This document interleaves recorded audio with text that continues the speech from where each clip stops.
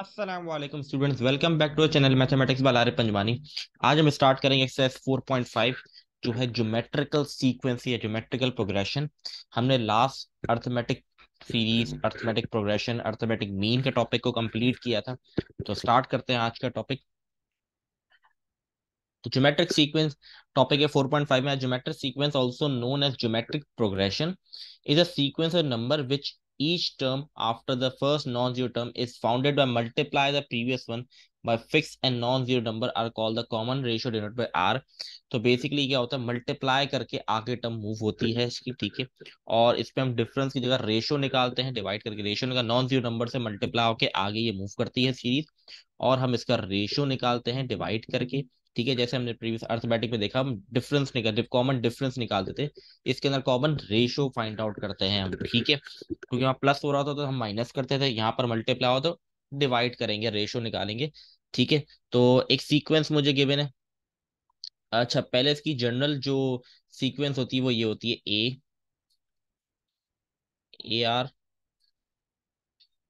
A R square dot, ये general sequence है जो ज्योमेट्रिकल सीक्वेंस की होती है। तो ये A R square, A R cube, A R four, so on, ठीक है। तो ये एक सीरीज मुझे गिवन है। जैसे हम डिफरेंस क्या करते थे, सेकंड को फर्स्ट से माइनस करते थे। इसमें रेशो निकालने के लिए, जिसको हम स्मॉल आर से नोट करते हैं, सेकंड को फर्स्ट से डिवाइड करते हैं, तो हमारे पास आ जाता है 3। सही है, ये तरीका है डिफरेंस रेशो निकालने का, सॉरी, रेशो निकालने का। अब इसका फॉर्मूला हमारे पास कौन सा होता है वो हम नेक्स्ट क्वेश्चन में मैं आपको बताता हूँ, उसके अंदर हम सॉल्व करेंगे। तो वो फॉर्मूला भी देख सकते हैं। तो एक्सरसाइज 4.5 है। हाँ, गलती से 4.4 लिए, 4.5 है। इसका पहला क्वेश्चन है, find the indicated term of GP. सही है, जो इंडिकेट कर रहा है टर्म निकालनी। ऐसे हमने अर्थमेटिक के अंदर भी सवाल किए थे कि जो टर्म इंडिकेट कर रहा है उसकी वैल्यू निकाल दें। तो 3 6 12 ये सीरीज की शुरू की 3 एलिमेंट्स है। इसके बाद डॉट डॉट फिफ्थ टर्म, मतलब फिफ्थ टर्म मुझे फाइंड आउट करके बतानी है। तो इसके अंदर भी ये फर्स्ट टर्म आपकी ए है, ठीक है। फर्स्ट टर्म आपकी ए है। फिर आपने यहाँ पर डिफरेंस की जगह रेशो निकालना होता है। रेशो सेकंड को फर्स्ट से डिवाइड करके निकलता है, 2 आ गया। तो ये है बेसिकली फॉर्मूला अर्थ, सॉरी, ज्योमेट्रिक सीक्वेंस का फॉर्मूला है। A N equal to A R की पावर एन माइनस वन। तो ये हमारे पास फॉर्मूला है, ठीक है। यहाँ पर हमें बेसिकली फिफ्थ टर्म निकालनी है, तो एन की जगह 5 रख दिया, ए की जगह 3 रख दिया, आर की जगह 2, और ऊपर एन माइनस वन है तो 5 माइनस वन हो गया। तो 3 2 की पावर 4 हो गया, 5 माइनस वन 4, 2 की पावर 4 16, 16 3 था 48। तो ए फाइव की वैल्यू आ गई 48, मतलब फिफ्थ टर्म जो है उसकी वैल्यू है 48। तो एक और देख लेते हैं इसके पार्ट, सेकंड पार्ट। अच्छा जी, थोड़ा डिफरेंट है। आयोटा की मैंने यहाँ पर आयोटा की वैल्यू रूट माइनस वन होती है। Iota comma one comma minus iota, 16th value निकालनी है। ए आयोटा के बराबर हो गया। रेशो निकालने के लिए सेकंड को फर्स्ट से डिवाइड किया तो 1 अपॉन आयोटा हो गया। फॉर्मूला हमारे पास ये 16 टर्म निकालनी है, एन हो गया 16 के बराबर। एन की जगह 16 पुट किया, आई की जगह आयोटा, और ए की जगह आयोटा, और आर की जगह 1 अपॉन आयोटा। 16 माइनस वन करूंगा तो 15 हो जाएगा यहाँ पर। ये हमारे पास 15 हो गया। अब ये यहाँ पे क्या किया मैंने, ये देख लेते हैं। अच्छा जी, यहाँ पर मैंने ये किया अच्छा, इसमें एक और तरीका भी कर सकते हैं, यहाँ पे डिफरेंट तरीके से किया गया है, तो दूसरे तरीके से भी हो सकता है। तो सिंपल मैंने क्या किया मैं आपको बता देता हूँ कि यहाँ पे हमने ये किया कि ये पावर 15 है। ये पावर 15 जब आयोटा को नीचे देंगे हम, ये वाला आयोटा अपनी जगह पे रहा, नीचे आ गया आयोटा 15। चैप्टर 1 के अंदर हमने आयोटा को सॉल्व किया है। तो आयोटा की वैल्यू बेसिकली हम क्या करेंगे, इसको ब्रेक कर देंगे। मैंने इसको ब्रेक कर दिया 15 को 5 और 3 में। 5 3 था 15 होता है। और मुझे पता है कि आयोटा क्यूब किस, सॉरी, इसको 5 बाहर रखेंगे, 3 अंदर रखेंगे, ठीक है। 5 बाहर 3 अंदर रखेंगे, क्योंकि हमें पता है कि आयोटा क्यूब की वैल्यू होती है माइनस आयोटा, ठीक है। तो मैं जितना सिंप्लीफाई इसको कर सकता हूँ करने की कोशिश करूंगा। क्यूब अंदर, बाहर 5, ठीक है। तो ये हो जाएगा, आयोटा अपनी जगह पे रहेगा ये वाला, और ये हो जाएगा 1 अपॉन माइनस आयोटा की पावर 5। और जब पावर 5 अप्लाई होगी तो ये माइनस का ही आयोटा रहेगा, ठीक है, क्योंकि पावर ऑड है। और यहां से ये आयोटा कट डाउन हो जाएगा, तो आंसर मेरे पास आ जाएगा -1। और यही एट द एंड मेरे पास आंसर है A16 का -1। तो ये हो गया हमारा पार्ट नंबर 2। सिर्फ थोड़ा आयोटा की चीजें थी, आयोटा आप लोग को आना चाहिए, चैप्टर 1 आपने पढ़ा हुआ है। तो ये हमारे पास पार्ट 2 था। एक और इसका पार्ट देख लेते हैं। ये है B² - C², ये A के बराबर हो गया, फर्स्ट टर्म है। सेकंड टर्म लिखी हुई है B+C, और थर्ड टर्म है B+C/B-C। और नाइन्थ टर्म मालूम करनी है, A बराबर हो गया B² - C² के। आर निकालने के हमें सेकंड को फर्स्ट से डिवाइड करना पड़ा। तो यहाँ पर बेसिकली फॉर्मूला ओपन हो सकता है। कौन सा फॉर्मूला? A² - B² का, जो बराबर होता है A+B A-B। यहाँ फॉर्मूला ओपन कर दिया, ये दोनों आपस में कट गए, तो मेरे पास आर आ गया 1/B-C। तो अब सिंपल फॉर्मूला पुट कर दिया हमने वैल्यूज। यहाँ पर भी फॉर्मूला ओपन हो रहा था, फॉर्मूला ओपन कर दिया हमने, इसकी जगह फॉर्मूला ओपन हो गया। ये B-C, और यहाँ पर 8 है तो एक कट जाएगा, 7 बचेगा। ठीक है, क्योंकि 1 की पावर कुछ भी दे तो 1 ही होता है। तो B-C के ऊपर 8 पावर आ जाएगी, तो यहाँ से एक कट जाएगा तो 7 बचेंगे।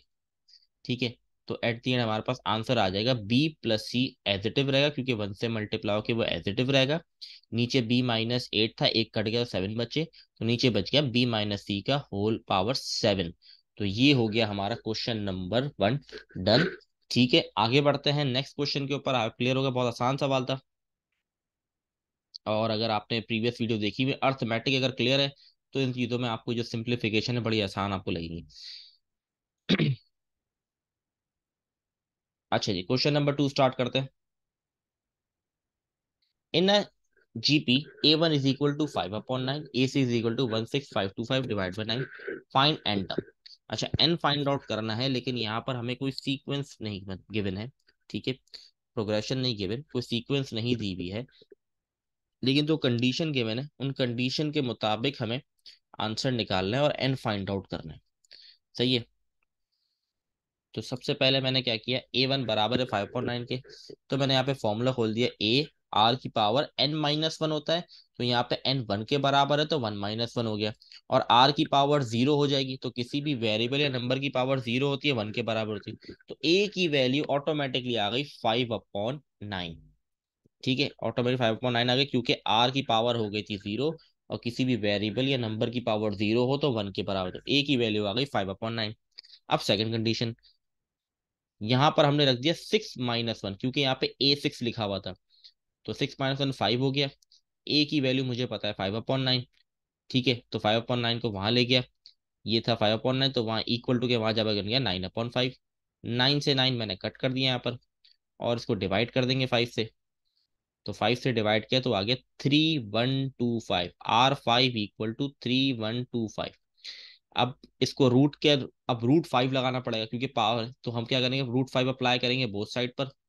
ठीक है, तो जब ये रूट से बाहर आएगा, सिंपल आपने कैलकुलेटर का इस्तेमाल करना है। ठीक है, शिफ्ट दबा के आप वो दबाएंगे रूट का, तो आपके पास ऑप्शन आ जाएगा। तो आप सिंपल 3125 पुट करेंगे और रूट के बाहर 5 लिख देंगे, तो आपके पास रूट से बाहर आके वैल्यू आ जाएगी 5। तो आर भी आ गया आपके पास, और ए भी आ गया। एन फाइंड आउट करना है, ये हमारा मेन फॉर्मूला है। सही है, हमने वैल्यूज पुट कर दी। मैंने ए की जगह 5/9, आर की जगह 5 पुट कर दी। सही है, अब यहाँ पर मैंने क्या किया, ये देख ले। देखिए, ये 5 है, इसकी पावर कुछ नहीं मतलब 1 है, और ये भी 5 है, ये दोनों आपस में क्या हो रहा है, मल्टीप्लाई हो रहा है। मैं आपको कर, ये एक 5 की पावर 1 है, नीचे 9 को भी छोड़ दे, नीचे 9 एज इट रहेगा, और एक है 5 की पावर n-1। ठीक है, तो जब बेस सेम होती है तो ये दोनों की पावर्स क्या हो जाएंगी, ऐड ऑन हो जाएंगे, तो ये इस तरीके से लिखा जाएगा, 1 + n-1। ये -1 +1 कट जाएगा, तो बच क्या जाएगा, 5 की पावर n डिवाइड बाई 9। सही है, एन टर्म निकालना था तो एन टर्म्स हमने निकाल दी, 5 की पावर n डिवाइड बाई 9। ये हो गया हमारा आंसर डन, और ये क्वेश्चन नंबर 2 भी डन हो गया। नेक्स्ट क्वेश्चन में मूव करते हैं। अच्छा, find the N term of an GP। N term वही निकालना है, बस इसके अंदर भी कंडीशन हमें दी गई हैं, तो कंडीशन के थ्रू ही इसको भी सॉल्व करेंगे। तो सबसे पहली कंडीशन है A5/A3 इक्वल टू 4/9, और A2 बराबर है 4/9 के।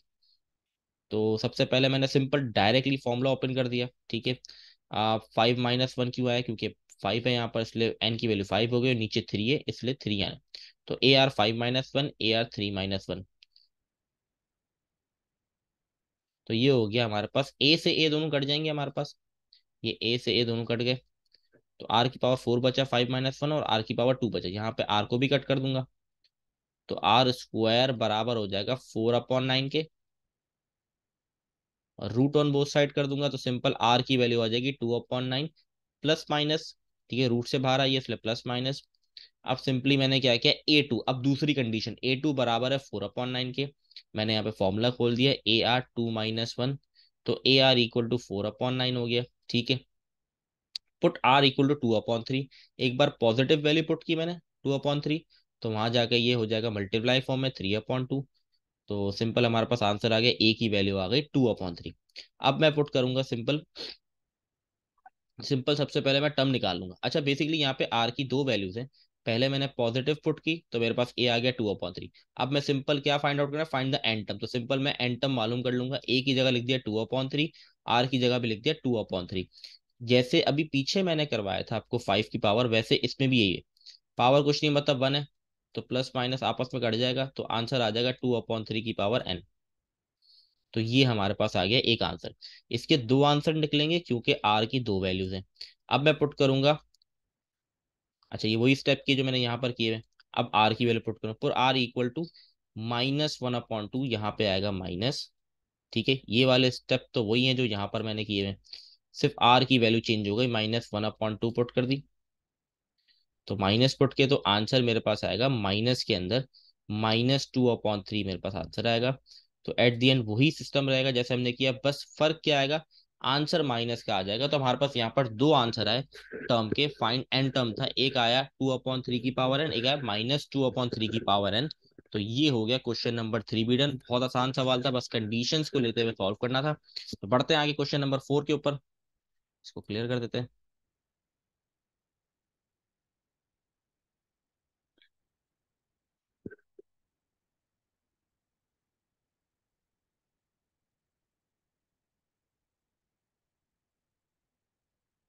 अच्छा, ये क्वेश्चन नंबर 4 प्रूफ वाला सवाल है।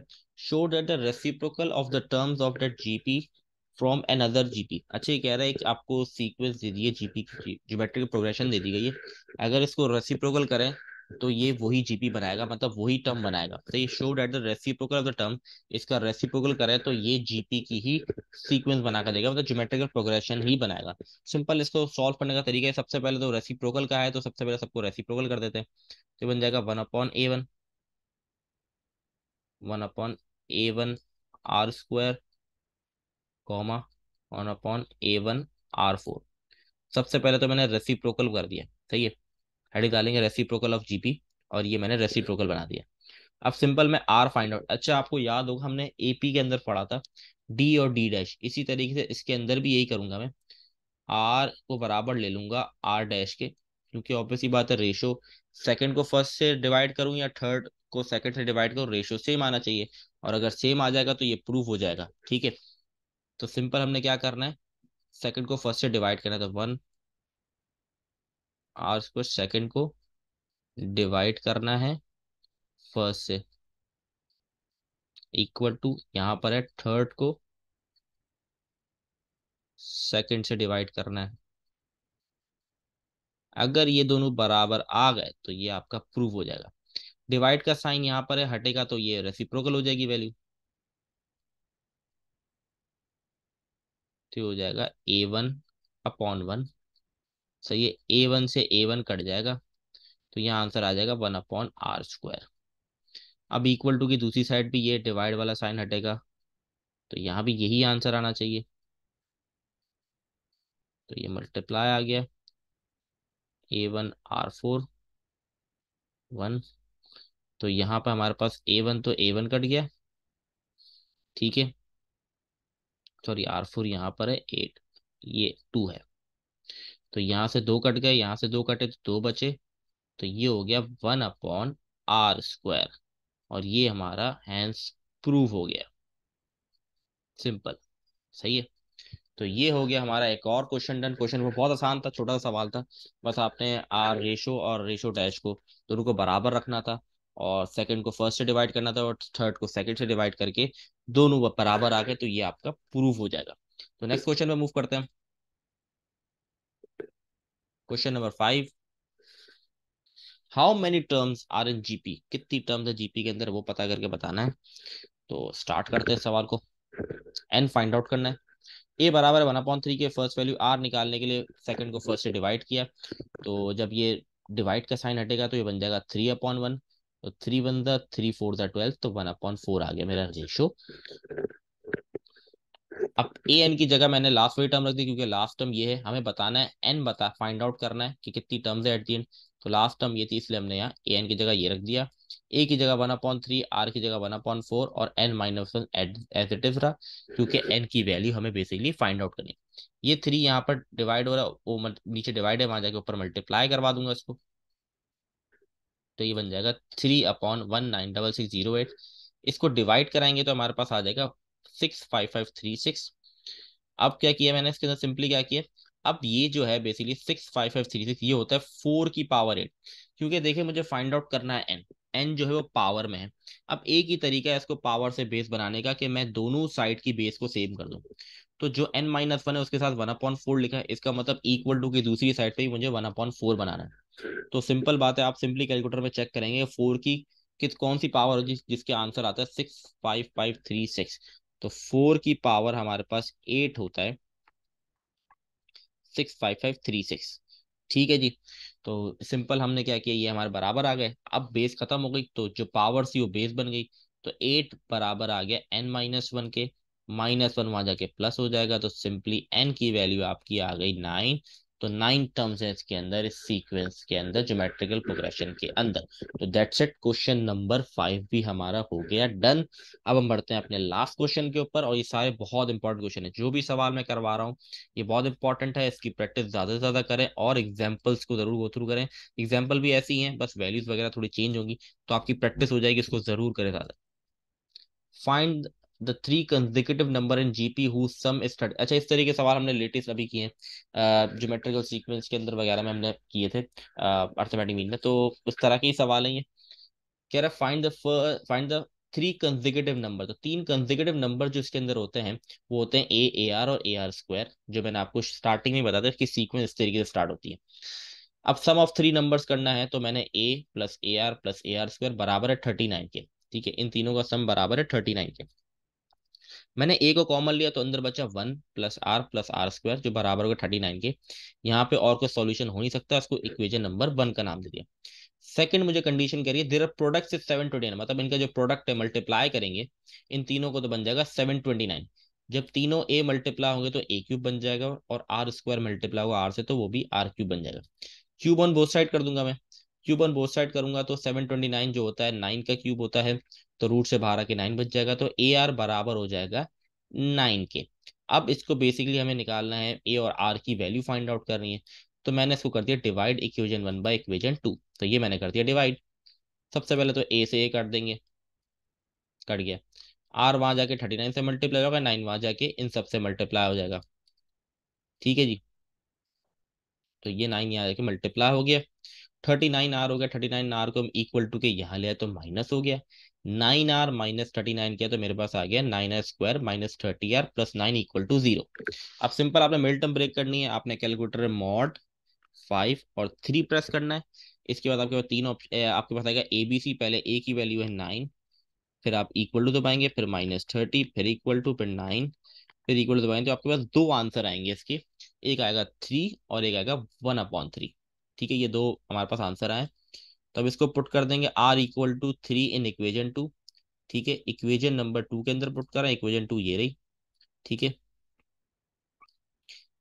r की जगह मैंने पुट कर दिया 3, और 9 अपनी जगह पे। 3 वहां जाके डिवाइड होगा, तो 9 ÷ 3 करूंगा तो आंसर आ जाएगा a का 3। तो जब मैंने r3 पुट किया तो a आ गया 3। ठीक है जी। तो ये a आ गया 3। अब मैं पुट कर दूंगा 1/3। 1/3 पुट करूंगा तो 27 आया। कैसे आया ये भी बता देता हूँ। सिंपल, r की जगह आ गया 1/3 = 9, इक्वेशन 2 में ही पुट किया है। 3 यहाँ डिवाइड हो रहा है, वहां जाके मल्टीप्लाई होगा, तो 9 3 27, तो ए की वैल्यू आ गई 27। That's it. तो ए आ गया हमारे पास, आर आ गया। अब 3 नंबर्स पता करने। सही है। तो 3 नंबर्स पता, ये हमारे पास 3 कंसेक्यूटिव नंबर्स थे। तो हमने क्या किया, सबसे पहले देखिए ये वाली कंडीशन ली मैंने, ए बराबर है आर के, और सॉरी ए बराबर है 3 के और आर बराबर 3 के। तो पहले ए है तो ए की जगह 3 पुट कर दिया। ए और आर आपस में मल्टीप्लाई हो रहे हैं, दोनों 3 3 है, तो 3 3 9 हो गया। यहाँ पे आर का स्क्वायर मतलब 3 का स्क्वायर 9 होता है, और ए की वैल्यू 3 है, तो 3 मल्टीप्लाई बाय 9 हो गया 27। तो ये इसके बेसिस पे ये हमारे पास 3 कंसेक्यूटिव वैल्यूज ये आ गई। अब सेकंड कंडीशन 1/3 और 27। ए की वैल्यू 27 है, ठीक है। तो ए की जगह 27 पुट कर दिया मैंने। ए आर 9 के बराबर आ गया, ए की वैल्यू 27 है, आर की वैल्यू 1/3 दी, तो 3 बंदा 3 9 दा, तो 9 आ गया। नेक्स्ट हमारे पास ए आर स्क्वायर, ए की वैल्यू 27, इसकी 1/3 का स्क्वायर, तो ये बन जाएगा 1/9, और यहाँ पे कट 9 बंदा 9 3 दा, तो मेरे पास आ गया 3। अगर आप नोट करें दोनों की वैल्यू सेम ही है, बस अपनी अपनी पोजीशन चेंज है, बाकी सीरीज मतलब बिल्कुल सेम ही है इनकी सीरीज, ठीक है। बस जगहें चेंज है। बाकी ये हो गया हमारा क्वेश्चन नंबर 6 भी डन, और इसी के साथ एक्सरसाइज 4.5 हमारी कंप्लीट हो गई है अल्हम्दुलिल्लाह से। जो मैंने क्वेश्चंस आपको कराए यही बहुत ज्यादा इंपॉर्टेंट है, इनकी ही प्रैक्टिस करें, एक्स्ट्रा चीजें ना करें।